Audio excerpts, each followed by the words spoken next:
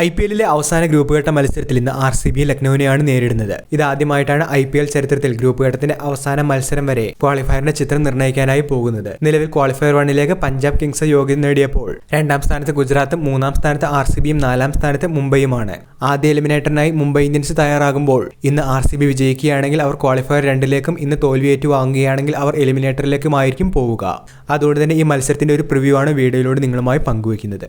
വീഡിയോയിലേക്ക് കടക്കും മുൻപ് ആദ്യമായാണ് നിങ്ങൾ ഈ ചാനൽ കാണുന്നെങ്കിൽ ഏറ്റവും പുതിയ ക്രിക്കറ്റ് അപ്ഡേറ്റുകൾക്കായി ചാനൽ ഇപ്പോൾ തന്നെ മറക്കാതെ സബ്സ്ക്രൈബ് ചെയ്തു വെച്ചേക്കുക.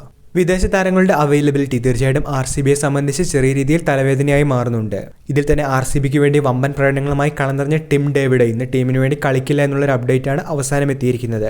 ടീമിന് വേണ്ടി ഇതിനോടകം തന്നെ നിർണായക സംഭാവനകൾ നൽകിയിട്ടുള്ള അദ്ദേഹത്തിന്റെ അൺഅവൈലബിലിറ്റി തീർച്ചയായിട്ടും RCBക്ക് തിരിച്ചടിയായി മാറിയിട്ടുണ്ട്.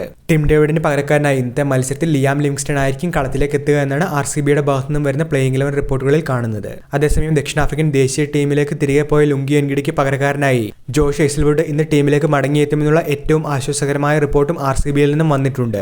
ഈ രണ്ട് മാറ്റങ്ങളോട് കൂടിയ പ്ലേയിങ് 11 ആയിരിക്കും RCB നിറക്കുക എന്നാണ് അവസാനം ലഭിക്കുന്ന റിപ്പോർട്ടുകളിൽ പറയുന്നത്.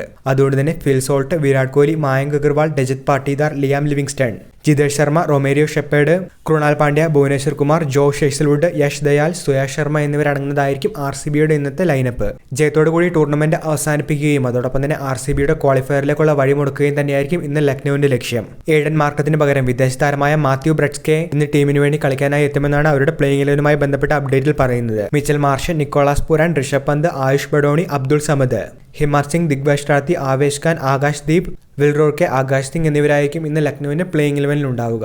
ഇനി ഇന്നത്തെ മത്സരം നോ റിസൾട്ട് ആവുകയോ മഴ മൂലം മത്സരം ഉപേക്ഷിക്കുകയോ ചെയ്താൽ തീർച്ചയായിട്ടും RCB ക്വാളിഫയർ 1ലേക്കായിരിക്കും യോഗ്യത നേടുന്നത്. നിലവിലെ വെതർ റിപ്പോർട്ട് പരിഗണിക്കുകയാണെങ്കിൽ മഴയ്ക്കുള്ള സാധ്യതകൾ വെറും 30% മാത്രമാണ് പറയുന്നത്.